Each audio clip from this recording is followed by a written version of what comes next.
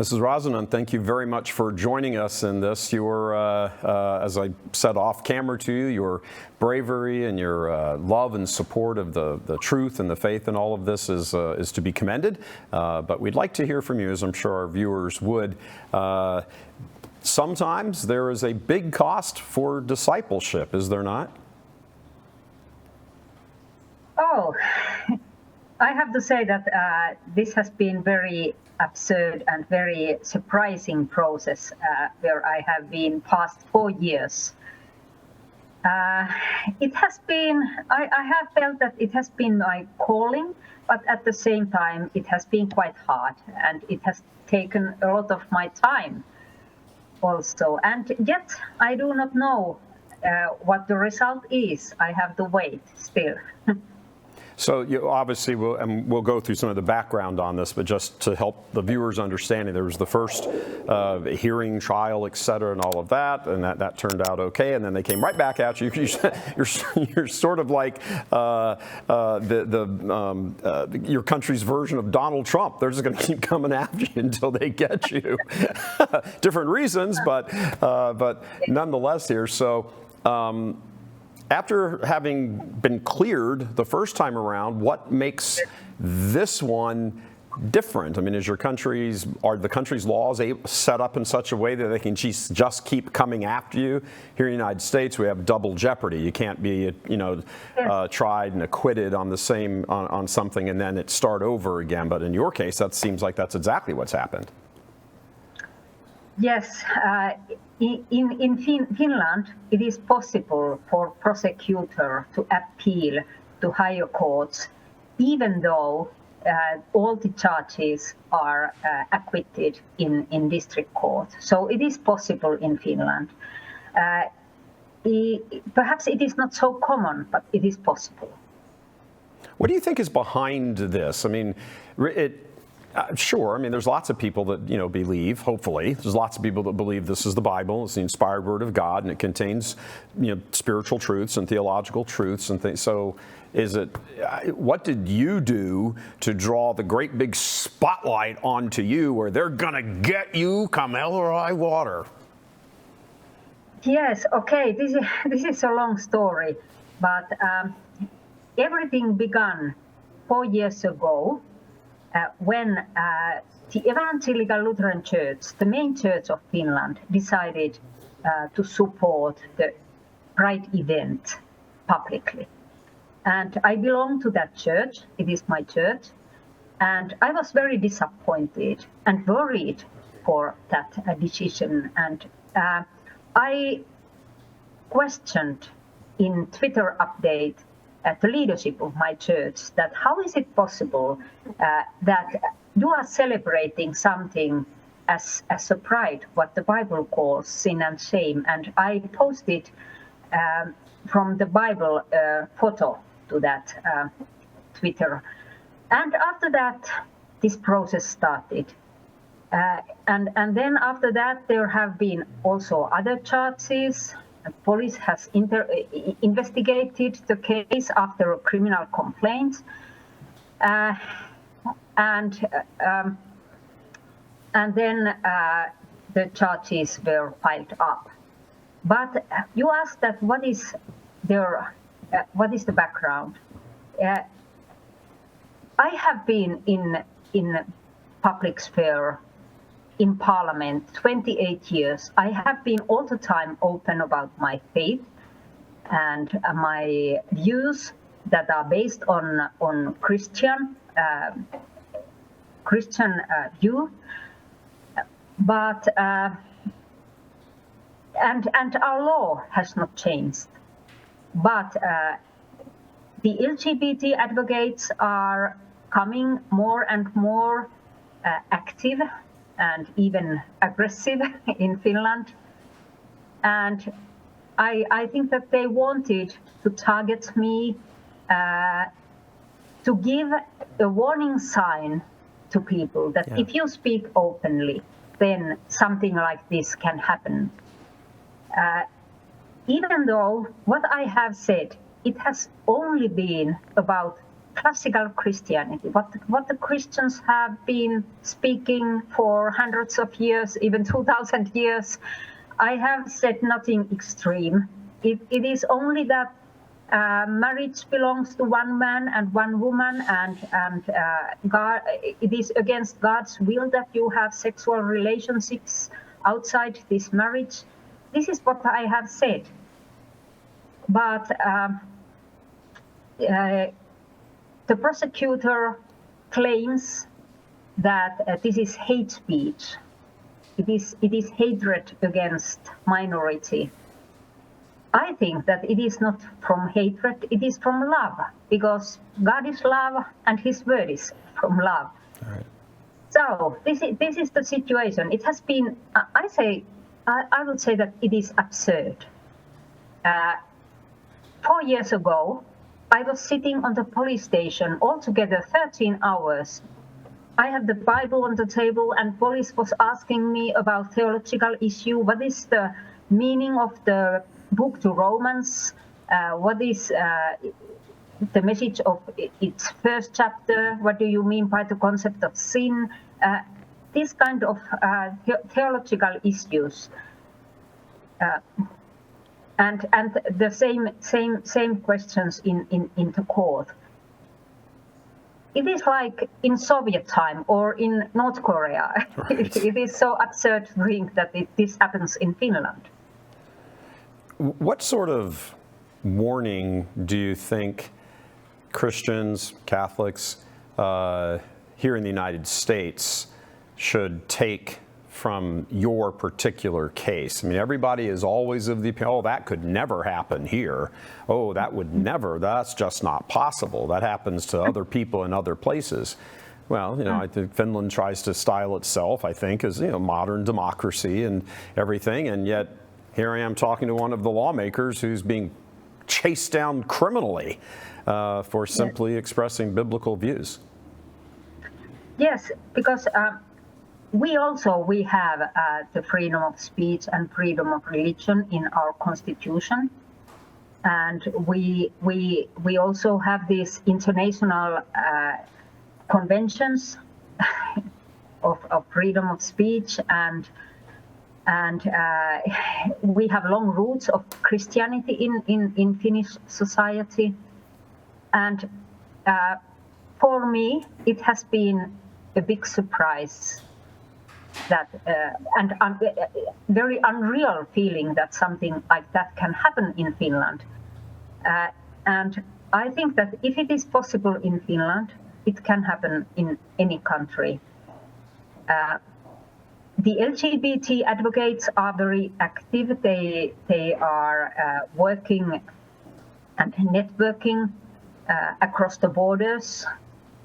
And if I would lose this case, it would mean that thousands and thousands of similar writings and sermons and speeches would be banned. And even the police who investigated my case, even he himself said that if my writings would be banned, if my leaflet would be banned, then also the Bibles should be banned. And so it would mean the time of persecution for Christians, and it would have also ramifications at least to other European countries, because we have very similar legislations in these countries. Mm-hmm. I'm accused of agitation against minority. Right. It is my crime, agitation against my minority, and similar laws are also in other European countries. Is there a resolve that you have that if you are, is it correct to use the term found guilty? Would that be the correct term? Yes. Okay. Do you have the resolve that if you are found guilty and sentenced to prison, that you're ready to go to prison in defense of the scriptures? Yes, I'm ready, and it is not the worst consequence of this case. I think that the worst is the censorship the bans to write things, because it would have a very dangerous silencing, chilling effect to our society and to Christians and also to other people, because freedom of speech is important for everyone. I'm accused of agitation against minorities, and it would bring up to 2 years jail or heavy fine. And it is also in our law, it is in category of crimes against humanity and war crimes. So it is a serious crime in Finnish law. Right. Yes. So, but I still I trust that I will be acquitted. Last year, I was in Helsinki District Court. I was acquitted from all these charges, Right. and 3 judges, they were unanimous. They didn't find any crime, and in fact, what is most absurd is that the prosecutor accused me from that kind of statements that I have never said. So they were false statements, and the district court said very clearly in its result that they didn't find such statements in my speech. For example, the prosecutor claimed that I had said that God has not created homosexual people, or that they are inferior to other people. I have never said anything like that, because I believe that all people are equal, all are created as the image of God. But we all are sinners, and it is God who says what is sin and what is not. And we all are in need of grace. This was my message in court. This was my message to the police. But the prosecutor says that this doctrine, love the sinner, but hate the sin, it is insulting. It is hate speech. Sure. How does it work in Finland if you are the accused? Are you paying for your own legal defense out of your own pocket? If you had to put a mortgage on your house, if you had to borrow money from relatives or friends, is it a sizable amount of money? And over here in the United States, that's one of the things that the left, the globalists, the Marxists do. They get control of government, and then they drive individuals into the ground and try to bankrupt them as they're figuring out a way to put them in prison. Is that your story also, or does it work differently in Finland? Yes, it is. In principle, it is just the same. So I have to pay my defense and also then the possible fines if I get. But I have to say that my case, it has raised a lot of attention, also international attention. I'm very thankful for the ADF International that has been supporting me. Okay. So it has helped a lot, because I have to say that this is very, very, very expensive, and that is also one reason why it is so dangerous to have this censorship or this kind of warning signs, because ordinary people, they are afraid of this kind of processes. Well, sure, of course. I mean, you've got the big, giant government with its pile of, it's a pile of just inexhaustible money. I mean, who can stand up against that, really? Let me ask you: are there in Finland? Is there an established, very conservative or Orthodox Jewish presence, or is there an established, very conservative Muslim presence? I'm kind of, because they're going to teach the same things. I mean, certainly the Old Testament will be, for Jews. I mean, that's where some of the teachings about homosexuality come from. Obviously, Muslims don't use the Bible, but they hold the same belief on this. I'm curious why the prosecutor went after you as a Christian and not very solid Orthodox Jews or Muslims. Are they just not in Finland? I can't believe they're not in Finland. There must be some presence of them. Why did he go after you and not them? Yes, this is a very good question, because we have had, even in our TV, we have had a show where a Muslim imam said that according to Sharia, according to their Muslim law, homosexuals should be stoned. Yeah. Yes, he said it, and there was a criminal. The prosecutor complaint. didn't file charges against him, though, did he? Yes. In fact, there was a criminal complaint about this statement, but the prosecutor decided not to file up charges. So you're just saying it's sinful and shouldn't be engaged in and that sort of thing. This imam, this Muslim imam, is over there saying stone the gays, and nothing happens to him, but you get brought up on charges. Yes, because they belong to minority. Yeah. Anything in the Jewish sector at all? Is there a conservative Jewish sector? We have also Jewish people in Finland, but I have not heard that they have been very active in these issues. Okay. Well, certainly. So if you want protection from the law, run over there real quickly and become Muslim for half an hour. Do you? Yeah. If I can, let's use your case and go a little bit more global, if we can. Do you think this? And I don't mean to suggest that the prosecutor is on the phone with George Soros plotting your destruction, but I am asking you whether you think this is all part, even informally, of a much larger picture of sort of world domination, world control, a globalist elite mindset, where they're all sort of thinking the same. Whether they're actually conspiring together is a different story. But they're all thinking the same, and a major portion of that thought is Christianity has to be done away with. Oh, this is a very good question. At least I know that there, in the background of the prosecutor, she's not alone. She has networks, and at least in the European level, there are very strong LGBT advocates who are working and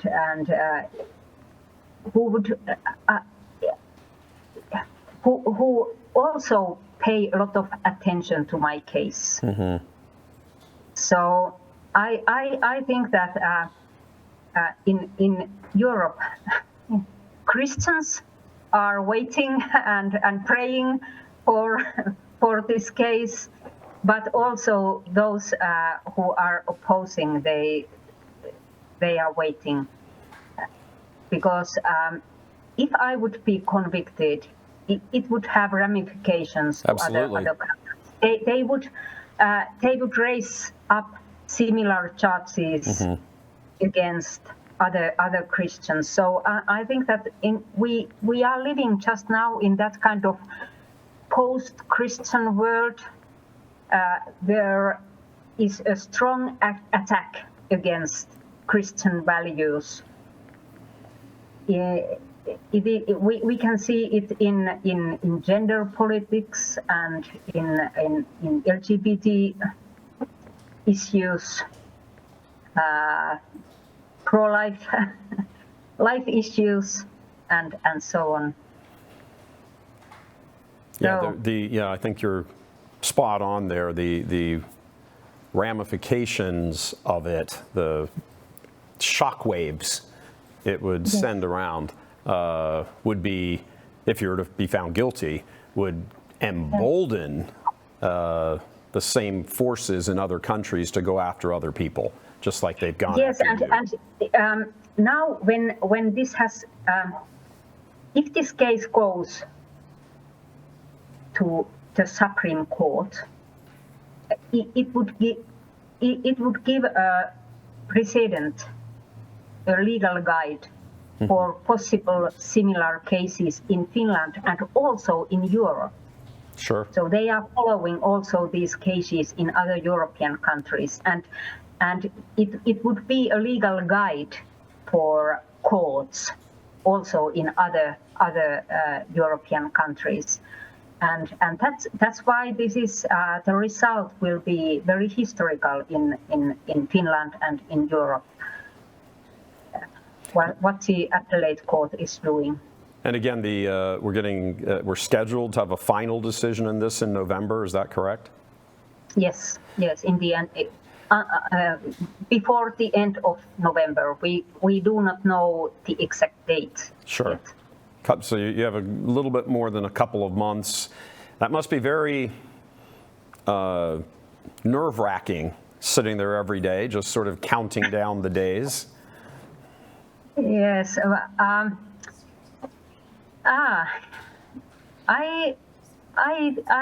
feel quite confident. I trust that everything is in God's hands, and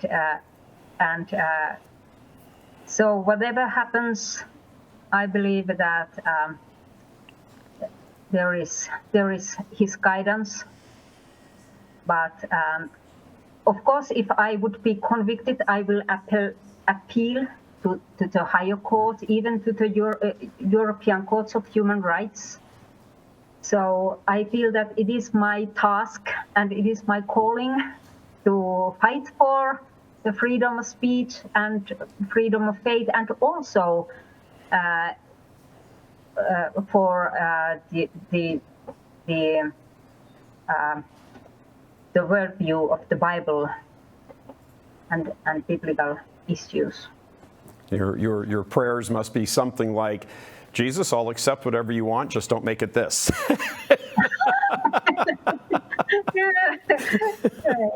Yeah, that's probably a very common prayer among faithful. Yes. This case also has. I think that God has turned bad things to good things also. Oh, absolutely.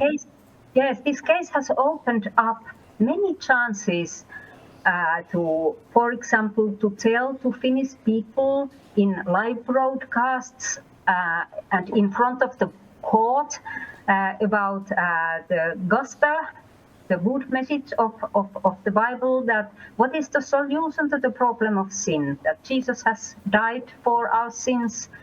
And I have got also messages from thousands of people who have told that they have started to pray for me and for Finland, and they have also started to read the Bible.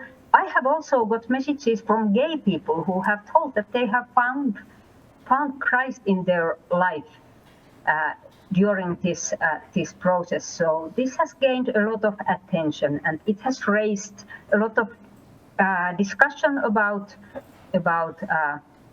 faith and Bible in Finland. In Finland, we call our main newspapers and our main media calls this Bible trial. Bible is on trial. Yeah, that's it's one of those things you don't expect that you'd be doing 5 years earlier, but when it happens, you're like, oh well, look how this all unfolds. Certainly does. Let me ask you, if I can, do you after November, let's say that you're acquitted and things go well, please God, does this prosecutor or another prosecutor get another bite at the apple, and can they come after you again? Can they just keep coming after you again like Donald Trump? Oh, that is very interesting question.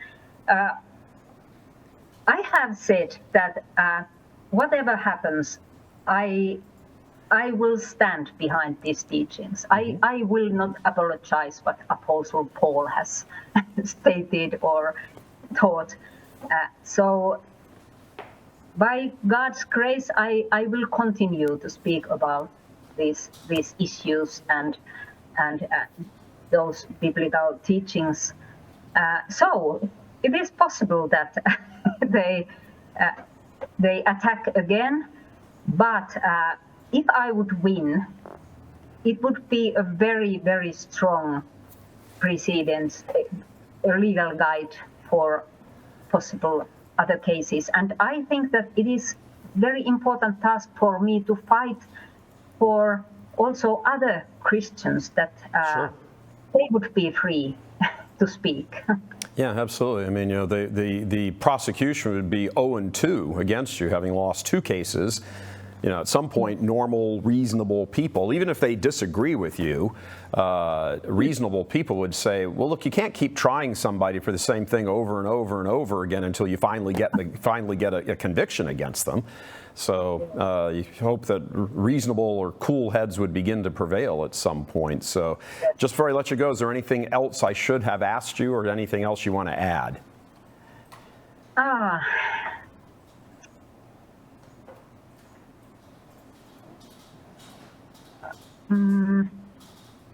Perhaps I say that in the last trial last week when we had the court session, it was quite similar to the district court trials, but when in the first in the district court when the court found I say it again. When the district court gave a result where they said that they didn't find these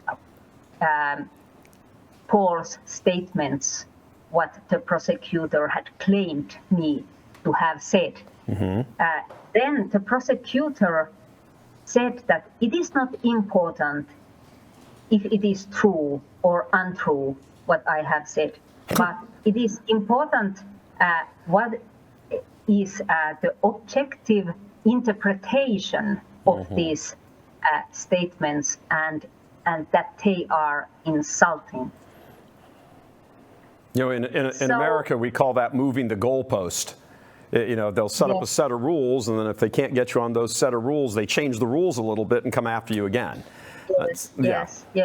Because they, for example, the prosecutor claims all the time that I had said that homosexual people are inferior to other people, and I have never said it. It is against my conviction to say something like that. But they say. And just for the record, just so I can interrupt you for a moment, just for the record, not only have you not said that, you also do not believe that, right? Yes. Okay. I do not believe it. So I do not think so, that they are inferior. I of course think that all people are equal, but the prosecutor said that it is her interpretation about these Bible teachings, and she said that Päivi Räsänen is allowed to believe in her mind whatever, but she's not allowed to express it outward. And it gave to my mind, when I was a minister of interior, I was also in charge of church affairs at that time as a government minister. A Chinese minister visited Finland, and we were discussing about the freedom of religion. And what he explained, it was exactly the same what our prosecutor of Finland is now saying. He said at that time that in China you have the freedom of religion. You in your own mind. Yeah. You can believe in your mind whatever, but it is dangerous and it is not allowed to express it outward. So I found the same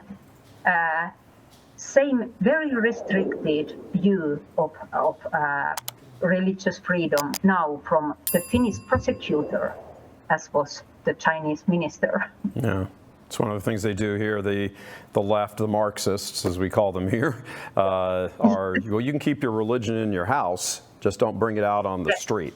So, Päivi, thank you very, very much for joining us. A Finnish lawmaker on trial a second time for simply defending the Bible's teachings on homosexuality. Verdict due sometime around the next 10 weeks or so. We will love to hear from you again what happens with that, and hopefully you win. As we said, God willing, you can come back on and do a victory lap with us. Okay, thank you. Thank you so much. Thank you very much. God love you. Bye-bye. Bye-bye.